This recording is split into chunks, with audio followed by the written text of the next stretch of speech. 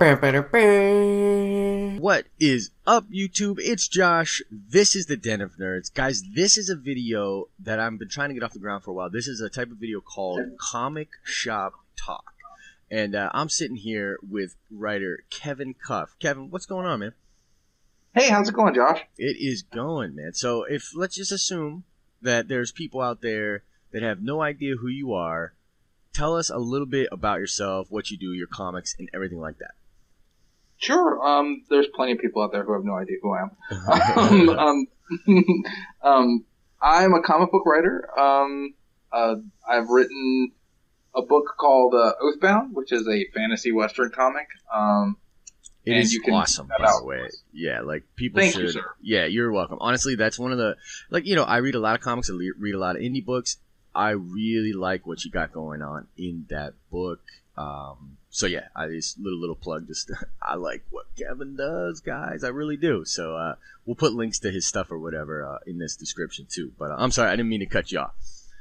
You're good, man. I'm also the co-writer of the Elvis Adventures, which is it's a sillier book. Oathbound, like I said, is a fantasy western, and the Elvis Adventures is just kind of Bob France and I, who is the writer of Monty the Dinosaur for Action Lab, having fun.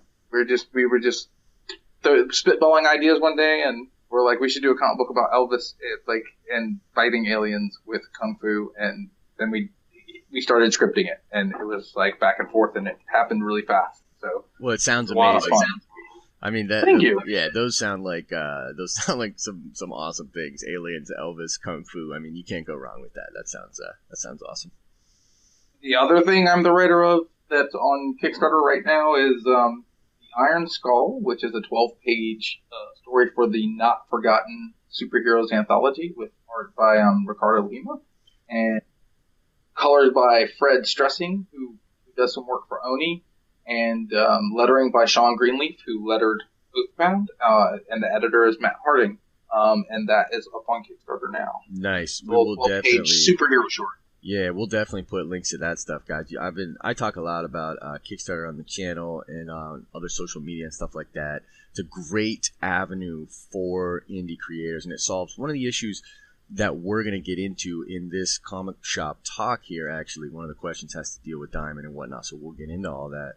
But guys, what you're basically hearing there is that Kevin is a player. Kevin has been writing. He does a lot in comics, and so he's a guy that more or less knows what he's talking about, and he's actively engaged in this community of comic book creators and whatnot. So one of the things that I wanted to get into, Kevin, with this is basically, man, I see a lot of tragic things happening right now with the comic book industry, and one of them is like the death of the comic book shop. One of my favorite comic book shop actually closed down in my hometown, and a lot of comic book shops closed down, and even the ones that are not closing down, they're kind of changing their identity a little bit. They're becoming more like a hot topic and a little bit less like a comic book shop, if you know what I'm saying. I don't know if you've experienced any of that. I actually haven't experienced any of that because my local comic book shop, his main thing has always been I sell comics. Right. And that's my local comic book shop is Heroes and Villains, and it's in Hampton, Virginia, which is it's a drive for me to go there, but it's well worth it because the owner, Rich Trinkle, he's a great guy. He knows his customers, and he also knows his shop, and he kind of knows what he's going to sell. So it's always awesome going there because he knows your taste already. Like if something comes out and I didn't put it on my pull list, but he thinks I'll like it, he puts one aside for me. Right. Then I can judge whether or not I want it, which is awesome. Like that's a great feeling to have when your retailer knows you so well that he's like, this looks like a book that you would like. If you don't like it, just kick it back. Right. So, no, I think that's cool brilliant, thing. man. That's one of the things that I always liked about the shop environment. You know what I mean? These guys, they obviously know their stuff. And they're great curators, right? So that's kind of a cool aspect. So getting into the first question, I've had great experiences in comic book shops. It sounds like you've had great experiences in your local shop. I was just wondering, would you tell us just a little bit about some of your personal favorite moments in comic shops? Sure. One of my closest friends, I met and talked to in the shop, and that's the kind of environment that the shop can be. People kind of see comic book men, and I'm not saying that's not an accurate representation of a shop, but I would say it's not the shops that I'm used to. I don't know about like if those are the ones that you're used to, but Right. that's the idea that the general populace has of a comic book shop. It's like a bunch of dorks sitting around appraising your stuff, and Yeah.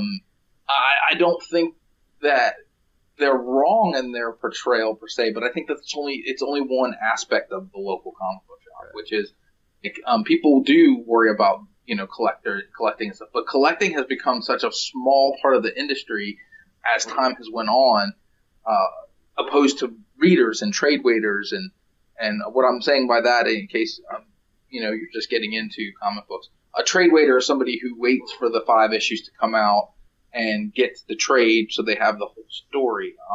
Right. And that seems to be a much more common thing now, which is why I think Josh and I are having this conversation, because single issue buying has slowed. Yeah, certainly. And that can be an issue for these guys, because these guys make their bread and butter off the single issues. And, Right.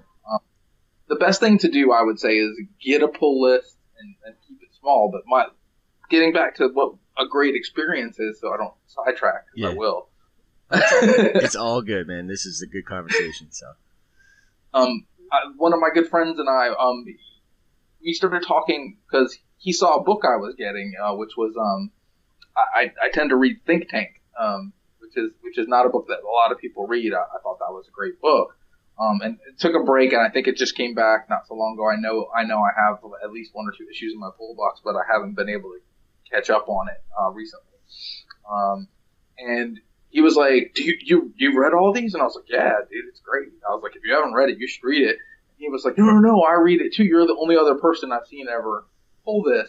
And we started talking about the book and the details and intricacies of the book, and the little there's an end section of the book where Matt Hawkins, and even the single issues, talks about like some of the technology and some of the DARPA features of the book. Because if you don't know what Think Tank's about, just to explain it really quickly, it's this guy who works for DARPA who's kind of trapped by his intellect, because he's such a smart and brilliant guy and designs things for DARPA. He doesn't know what they're using them for, and when he finds out that they're using a lot of his inventions to kill people, like, he has a moral issue with that. right. And he decides that he doesn't, that's not what he thought he was doing.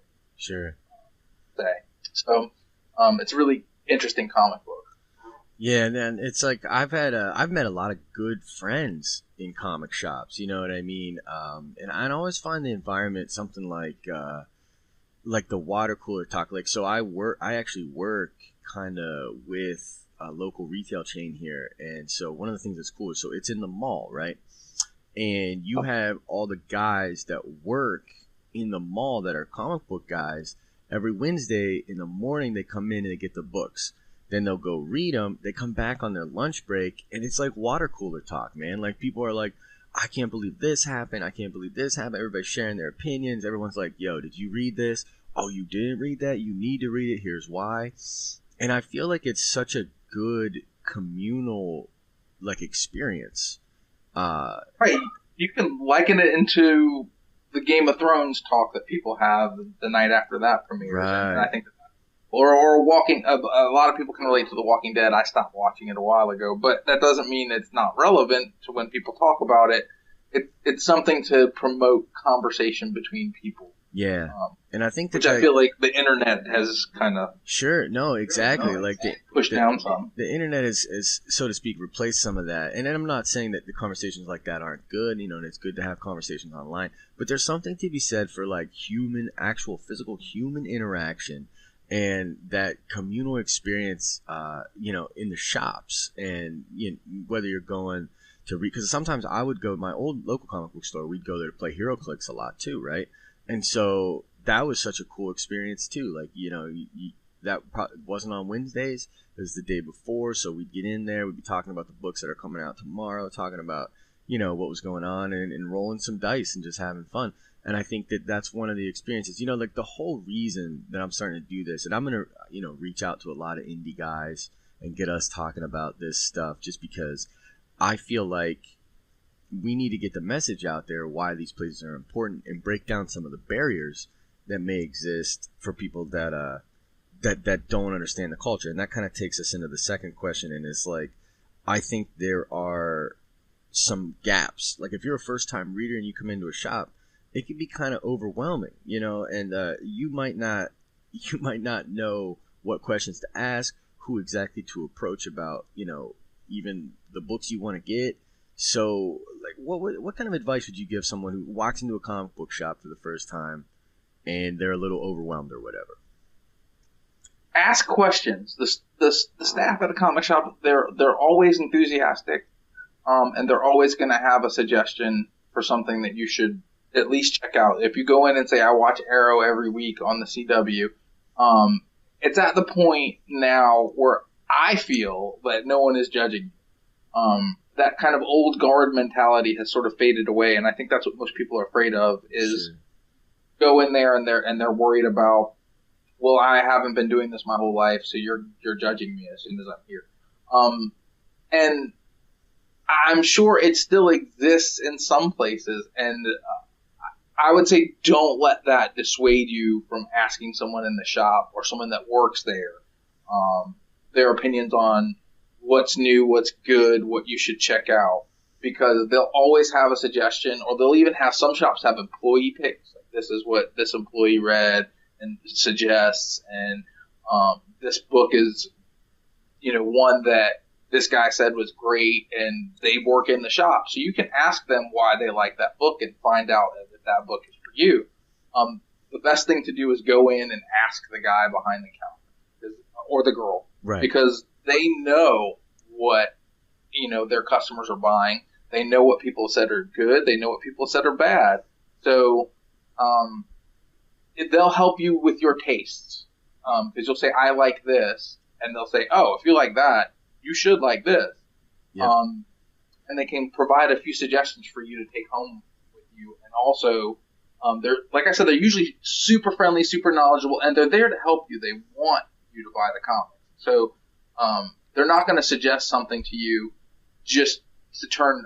You got to figure comic books are at the most, $5 for a single issue at the most. At the most. So yeah, they're not going to sit there and for $4.99 twist your arm and steer you wrong, because you're not going to come back then. And that's totally. not what comics are about. That's what they want you to do, is buy a single issue and come back next Wednesday or the following Wednesday, next month, to pick up that issue again, and to build a repeat customer. That's the idea of a brick and mortar, is for you to go in there, build a relationship with your retailer, and continue that relationship, for a very long time to come, by picking up those issues every month. Yeah, I would say, like that. I 100% agree. And don't feel like you don't belong, because, like, I've had so many experiences where I'll be talking to the dude behind the counter, and the one thing that seems to be really cool about shops is, like, someone will come up in line behind me to buy books, and they feel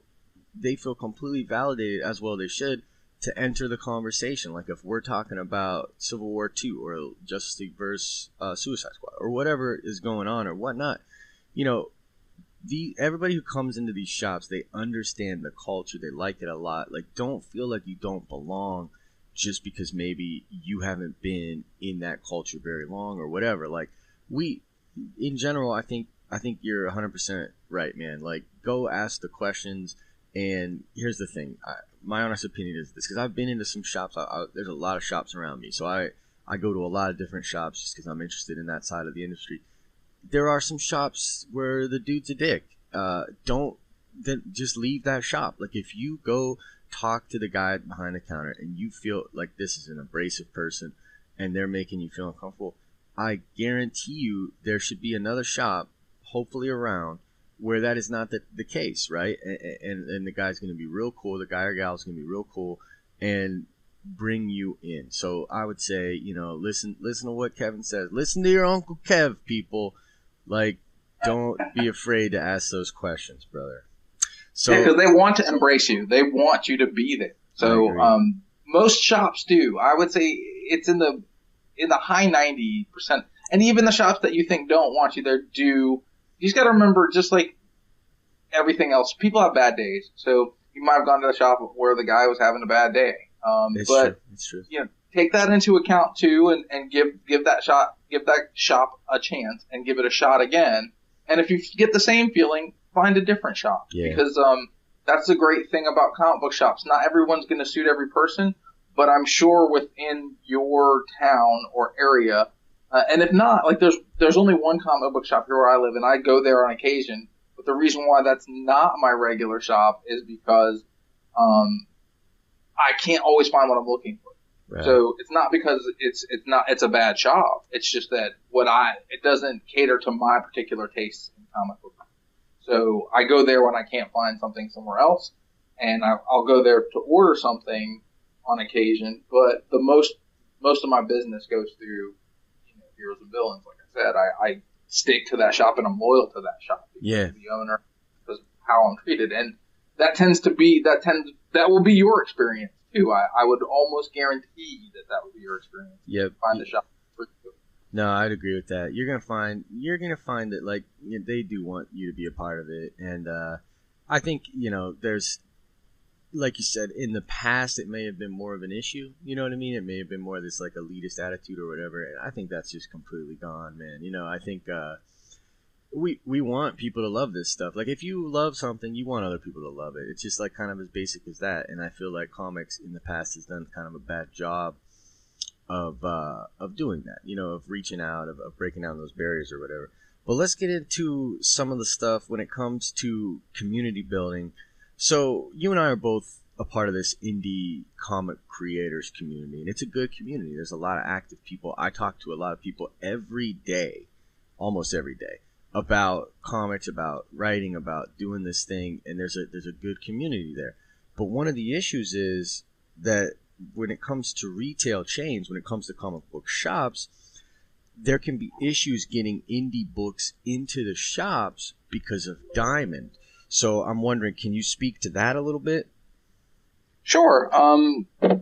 It's a big problem because Diamond controls a lot of what goes into the shop, and if you don't have the amount of issues out to get your book into Diamond, then it also costs a little bit of money too to do that. People don't realize that costs money for you actually to get your in there. So it's the reason why we as indie creators don't have our books in Diamond sometimes, because it costs that hefty price tag to get in there and get your books distributed.